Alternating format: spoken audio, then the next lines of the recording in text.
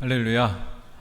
네, 하나님 크신 은혜와 평강이 여러분들 가운데 함께하기를 주의 이름으로 축원합니다. 너무 감사드립니다. 오늘 제가 1부 예배부터 이렇게 말씀을 증거하다 보니까 우리 이익상 목사님이 1, 2, 3부 예배를 이렇게 매주 이렇게 하실 거를 생각하니까 이 일이 사실 보통 일은 아닌 것 같습니다. 그래서 저는 이렇게 한번 하고 왔다 가지만 여러분들 제가 1, 2, 3부 예배들의 이제 특징들을 조금 이제 알 것 같고요. 오늘 지금 3부 예배 찬양대는 저는 한 30명 쓴 줄 알았어요. 목소리가 한 30명 정도 찬양 쓰신 분들의 그 성량과 그 큰 은혜가 넘치는 줄 믿습니다. 네, 아까보다 좀 아멘은 덜 하신 것 같은데 안 좋아하시는 분 계세요? 누구? 네, 다 잘하시는 것 같습니다. 또 안내 앞에 또 1, 2, 3부도 계속 아래서 안내하시는 우리 사모님과 또 다른 성도님들 계시고 교회가 참 모습이 아름답습니다.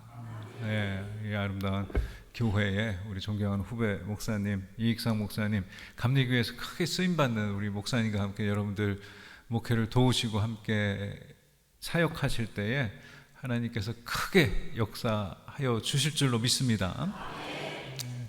저는 아까 소개한 것처럼 제가 목회를 하지는 않지만 이 죽음, 사별, 애도 사역을 통해서 교회들의 이런 뭐 상가 죽음 그리고 사별 이후의 애도 어떻게 할 것인가 이런 것들을 널리 전파하고 있습니다. 보통 저는 이제 사회 활동을 많이 했었기 때문에 교회들에서는 별로 이렇게 설교를 하지 않은데 왠지 작년부터는 좀 교회들에서 이런 프로그램도 좀 원하는 데들이 있고 그리고 감리교단뿐 아니라 다른 교단들에서 이런 것들을 요구하는 데들이 있어서 더더욱 이제 교회 안에서 이런 바람직한 죽음 문화가 잘 전해지면 좋겠다 하는 생각으로 사역을 하고 있습니다. 오늘은 제가 성경 말씀 여러분들 함께 보셨던 시편 90편 말씀 많이 들었던 말씀이죠. 어디서 많이 들으셨나요? 장례식장에서 많이 듣지 않았을까 싶습니다. 저도 장례식장에서 설교를 할 때 이 본문으로 설교를 주로 했던 이제 기억이 있습니다. 근데 이 본문 말씀을 통해서 모세가 우리에게 알려주고 싶은 이야기들을 제가 좀 해보려고 합니다. 네. 그 전에 제가 저는 이제 미국에서 한 10년 정도를 보냈었고요. 그런데 그 미국에서 제가 공부할 때 한 목회하시는 선배 목사님이 그런 얘기를 저한테 해줬습니다. 본인이 개척을 해서 교회가 크게 부흥을 했는데 그 부흥한 교회의 한 성도님이 신앙생활을 엄청 열심히 하는 분이 한 분이 계시대요. 근데 그분이 원래부터 그렇게 열심히 했었던 분이 아니었는데 한 가지 경험을 하고 나서부터 그랬다는 거예요. 미국의 이 캘리포니아 쪽에 뭐 대관령보다 높은 그런 산들이 엄청 많은데 그런 산길을 운전하고 5명이 그 차 안에 타고 운전하고 가다가 그만 낭떠러지로 떨어진 거예요. 낭떠러지 떨어지면 그건 이제 죽었다 생각을 해야 되는데 마침 아주 큰 나무에 걸리게 됐다는 겁니다. 그 나무에 딱 걸렸는데 이분들이 서로 움직이지를 못하고, 왜냐하면 누구라도 움직이면은 균형이 깨져서 떨어질 것 같다고 생각해서 움직이지 못하는데 서로의 눈을 보니 서로 막 울고 있고, 그리고 과거의 일들이 필름처럼 지나가고 하면서 911에 신고를 했는데 911이 와서 그분들을 한 명 한 명씩 구조하는 데에 4시간, 5시간이 걸렸다고 합니다.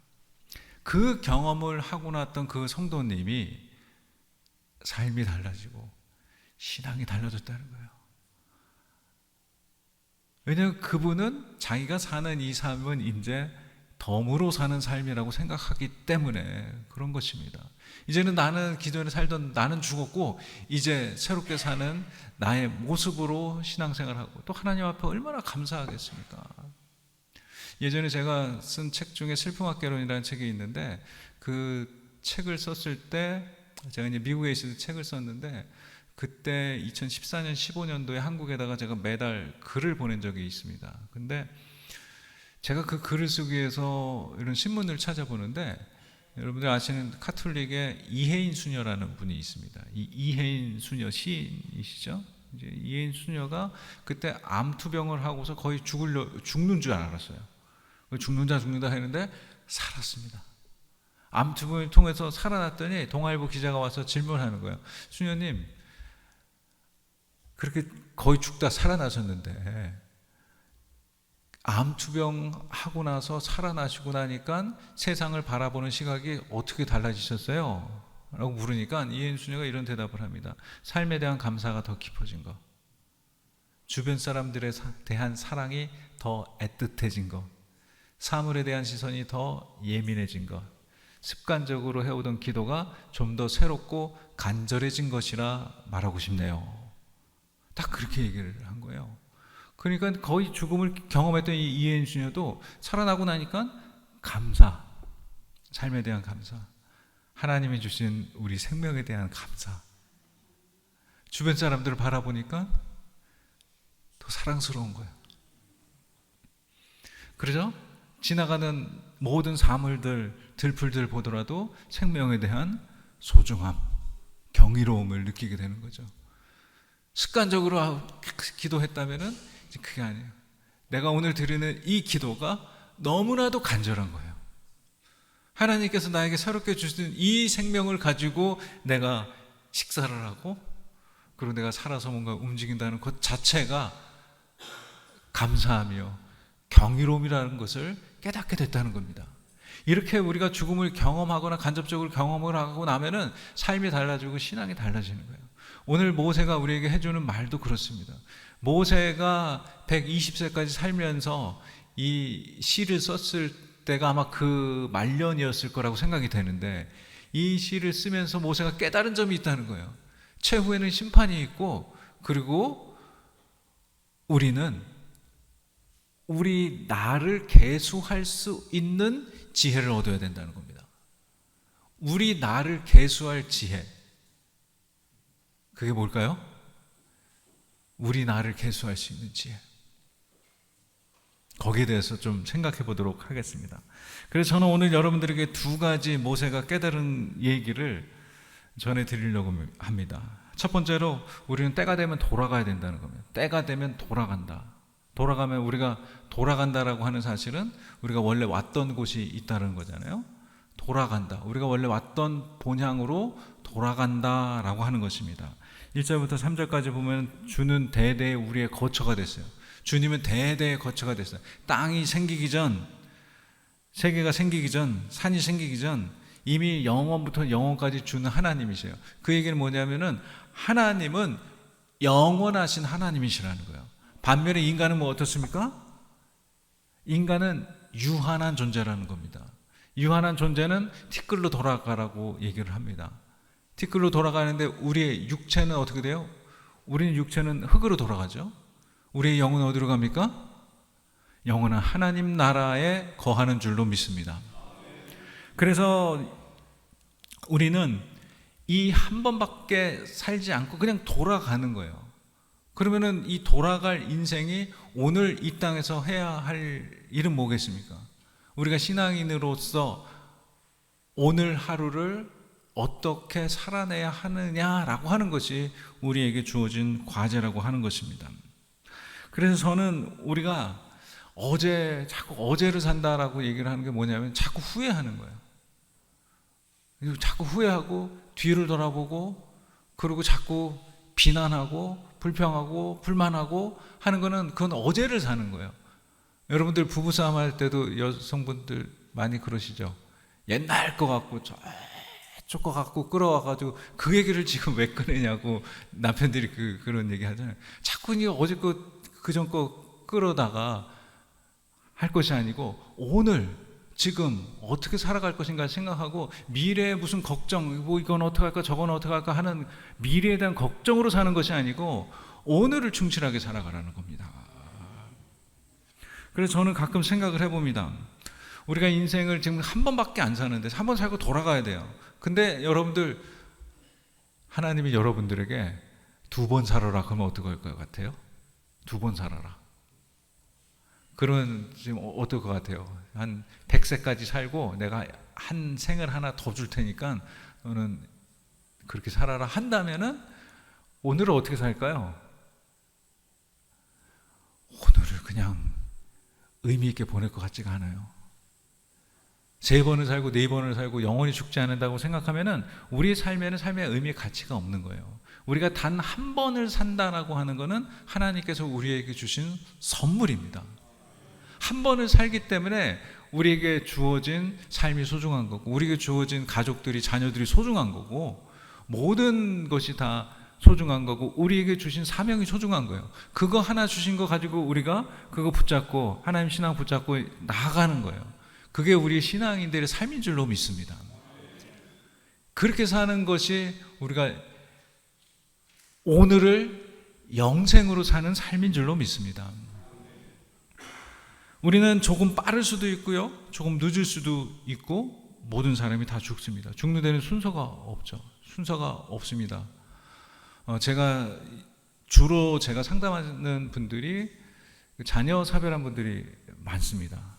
그리고 자살 유가족들도 많고, 보통 그냥 일반적으로 뭐 부모님이 돌아가시거나 뭐 배우자가 돌아가시거나 할 때는 보통 이렇게 상담 받으러 오시는 분들이 많지는 않은 것 같아요. 근데 자녀 사별 같은 거 아니면 트라우마 죽음, 그럴 때는 이제 상담이 필요하죠. 그래서 이제 상담을 받으러 많이 옵니다. 아마 여러분들 가운데도 혹시 그런 분들이 계실 수도 있습니다. 자녀가 먼저 세상을 떠난 경우가 있을 테고, 너무 젊은 시절에 배우자를 사별한 분도 계실 수도 있습니다.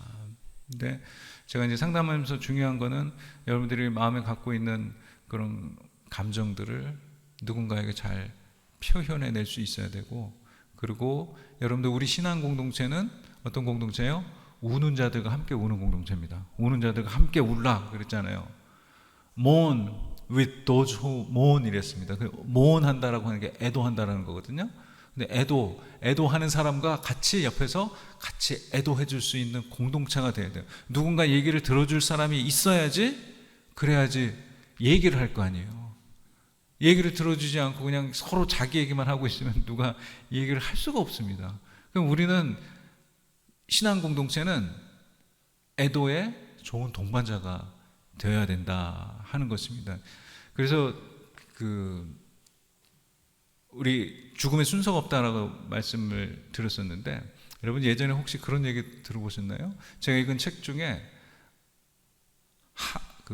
한강은 남북을 가르고 세네강은 동서를 가른다, 이런 책이 있습니다. 한 20여 년 전에 홍세아 씨가 쓴 책인데, 거기에 이제 프랑스 문화를 소개하는 부분이 있었는데, 꽤 오래전부터 프랑스에는 그런 모기지라고 해요. 모기지 하는 거, 론 하는 거 있잖아요. 근데 그게 어떤 게 있었냐면, 한 할머니가 이웃집 은행을 매개로 이제 계약을 하는 겁니다. 그래서 이분이 70 몇 세였는데, 70 몇 세에 이웃집에 40 몇 세 된 분하고 계약을 했어요. 매달 이 남성이 이 할머니에게 용돈을 주는 거예요. 용돈이 아니고 계약한 돈이겠죠. 한 달에 100만 원씩을 줘요. 계속 죽을 때까지, 이 할머니가 돌아가실 때까지 100만 원씩을 준 겁니다. 그리고 그분이 돌아가시면 그 집은 이 남자의 소유가 되는 거예요.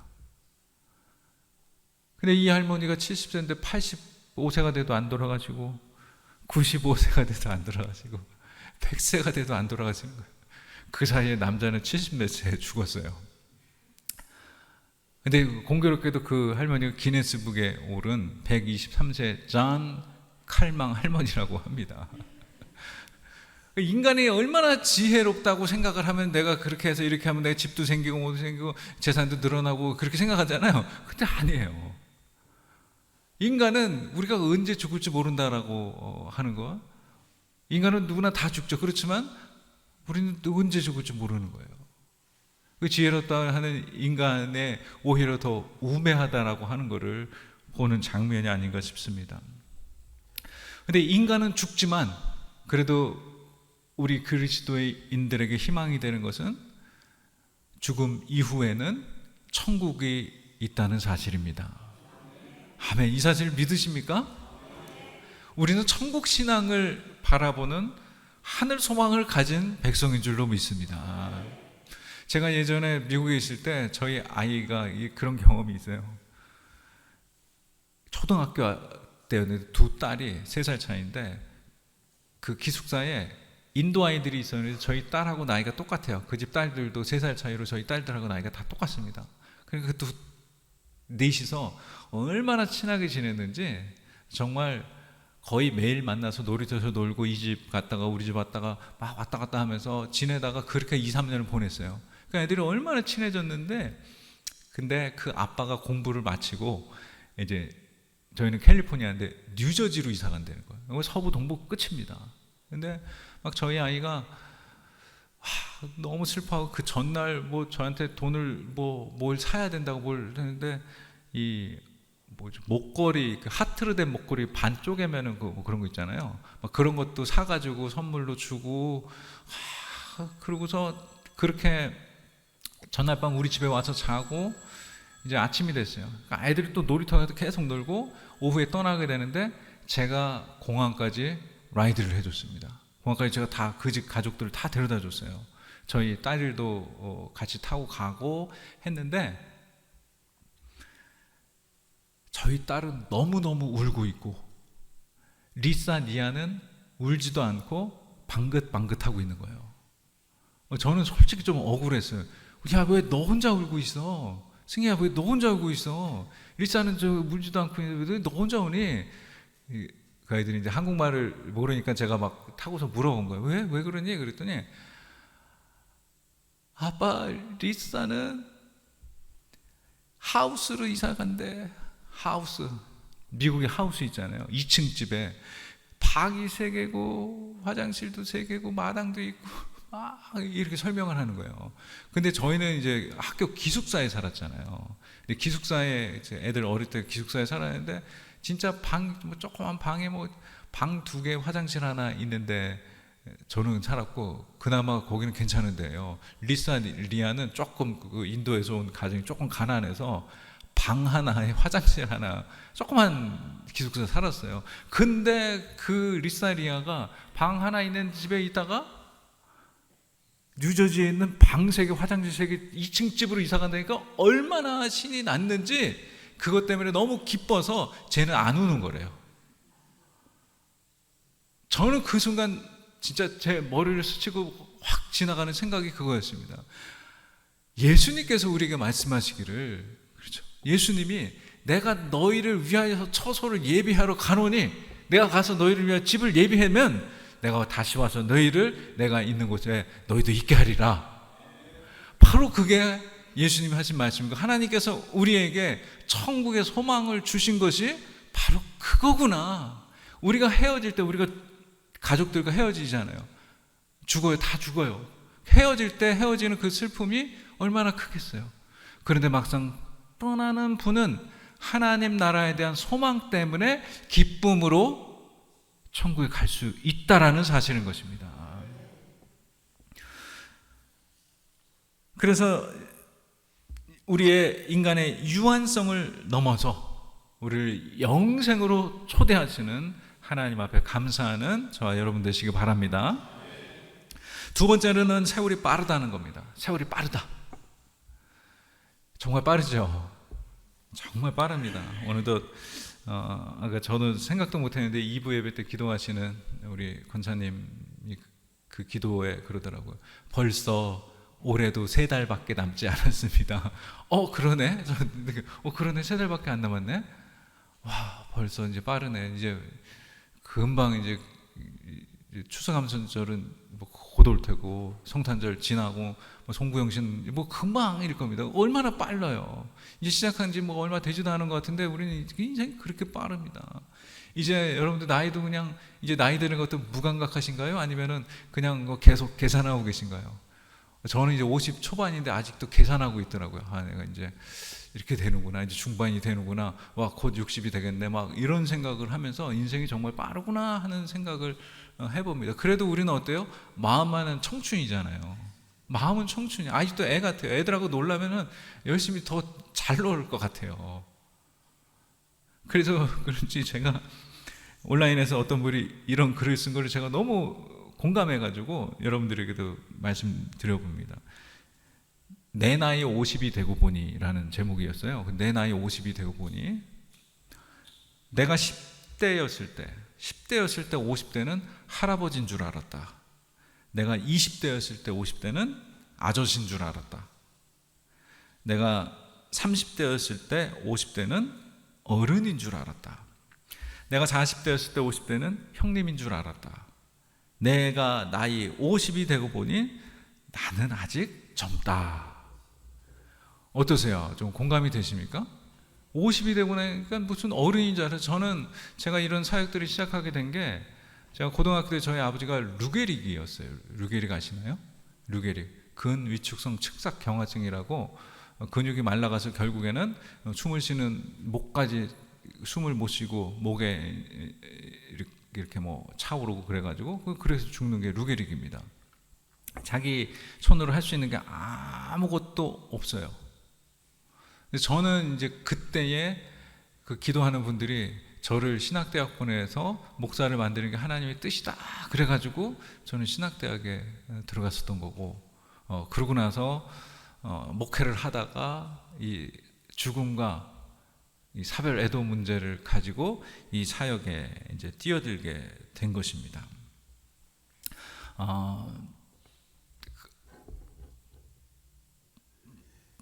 네, 제가 무슨 얘기를 하고 싶어서 이 얘기를 했는데 잠시 이제 까먹었고요. 어쨌든 그렇게 살면서 제가 이제 50에 이른 겁니다. 50에 이르다 보니까 그 50이 그 얘기를 하려고 그랬어요. 저희 아버지가 50에 돌아가셨어요. 그 얘기야. 50에 돌아가셨는데 제가 20살 때 50이면 나이가 들어서 돌아가셨나 보다라는 생각을 했어요. 그런데 어떠세요? 여러분들 50에, 제가 50이 넘었잖아요. 그래서 저는 50에 나도 죽을 수 있다라고 생각을 해서 되게 더 열심히 살았어요. 제가 벌려놓은 일을 다 마무리하려고 노력을 했고요. 제가 번역하려고 하는 책, 쓰고 싶은 책들 열심히 쓰기 시작해가지고 50에 되기까지 매년 논문을 하나씩 내고, 그리고 책을 매년 한 권씩 쓰고 막 그러면서 보냈거든요. 근데 그게 그 50이라는 거예요. 근데 이제는 60도 될 거고 70도 될 거고 그렇습니다. 그때까지 살아있는 보장은 없지만 그렇게 삶은 빠르게 지나고 우리는 그렇게 나이가 들게 되는 것입니다. 그래서 여러분들 나이 더 들기 전에, 그리고 우리가 더 후회하기 전에 해야 될 게 있습니다. 제가 이제 호스피스에서 그 호주의 호스피스에서 브로니 웨어라고 하는 여성이 호스피스 환자들을 관찰하고 기록하면서 책을 썼는데, 그 책이 5가지 후회라는 책입니다. 영어 제목으로는 5가지 후회, 죽어가는 사람들이 고백하는 5가지 후회. 근데 5가지 후회 중에 첫 번째가 내가 원하는 삶을 살았더라면, 내가 원하는 삶, 내가 내 삶의 주체가 되어서 내 삶을 살지 못했다라고 하는 것이 제일 큰 후회고, 두 번째가 돈 버는데 너무 열심히 하다 보니까 가족들과 시간을 보내지 못했다는 거예요. 세 번째는 가족들에게, 주변 사람들에게 내 감정을 솔직하게 표현하지 못했다라고 하는 겁니다. 솔직하게 미안하다, 고맙다, 사랑한다 얘기를 제대로 못했다라고 하는 것이죠. 특히 가족들에게 그 얘기 하기가 쉽지 않습니다. 그리고 제가 보니까 우리 옛날 어른들은 그 감정들, 사랑한다, 고맙다 이런 얘기 절대 하지 않아요. 미안해도 자기가 잘못해놓고도, 그리고 화를 내는 것이 옛날 가부장적 사회의 남성 어르신들이었어요. 근데 죽을 때가 되니까 그걸 후회한다는 거예요. 그 외과 의사면서 호스피스 의사였던 아리라 바이오크라고 하는 의사가 있는데, 이분이 호스피스 병동에서 몇십 년을 일하면서 책을 썼는데, 그분 얘기가 그거예요. 호스피스 병동에서 환자 가족들끼리 하는 얘기를 들어보니까 4마디 뿐이더라. 사랑한다, 고맙다, 미안해, 용서해줘, 잘가. 끝에 가서 그냥 그 얘기 한다는 거예요. 그래서 그 얘기를 좀 더 일찍 하면 더 좋을 텐데, 우리가 살아가면서 지금 하면 좋을 텐데 하는 겁니다. 여러분들 집에서 우리 아내들이 수고할 때 여보 너무 수고한다 그런 얘기 해주십니까? 여보 너무 수고해. 애들 키우느라고 고생 많았지? 사랑해. 이런 얘기 해보셨어요? 그런 거를 하라는 겁니다. 우리 교회에서 우리 장로님 너무 고생 많으셔요. 우리 장로님 헌신에 감사해요. 목사님 1부 예배부터 3부 예배까지 그렇게 똑같은 설교 이렇게 얼마나 힘드시겠어요. 감사해요 목사님. 이런 얘기들을 그냥 하라는 겁니다. 그러니까 내가 살아서 내가 주체적으로, 그리고 하나님께서 우리에게 영을 주셨잖아요. 우린 생영이에요. 우린 살아있어야 돼요. 살아있는 모습으로 살아있는 얘기들을, 사랑의 얘기들을, 이런 것들을 전해줘야 되는 거예요. 그냥 아까 얘기했던 불평, 불만, 막 과거로 돌아가는 얘기들 하면서 막 서로 그런 게 아니고, 우리는 사는 얘기를 하는 거예요. 영으로 사는 얘기를 해 나가야 되는 것입니다. 제가 저희 딸 방 들어가는 데다가 붙여놓은 말씀이 있어요. 항상 기뻐하라, 쉬지 말고 기도하라, 범사에 감사하라.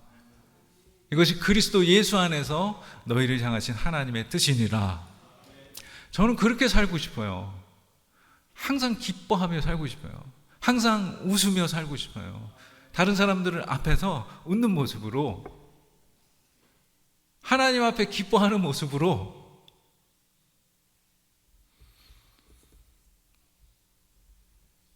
감사하고 기도하는 신앙인의 모습으로 살아가라고.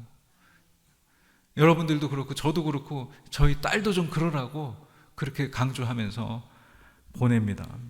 우리가 후회 없이 살기 위해서는 이렇게 매일매일이 하나님 앞에 현재를 살아가는 삶이 돼야 되는 것입니다.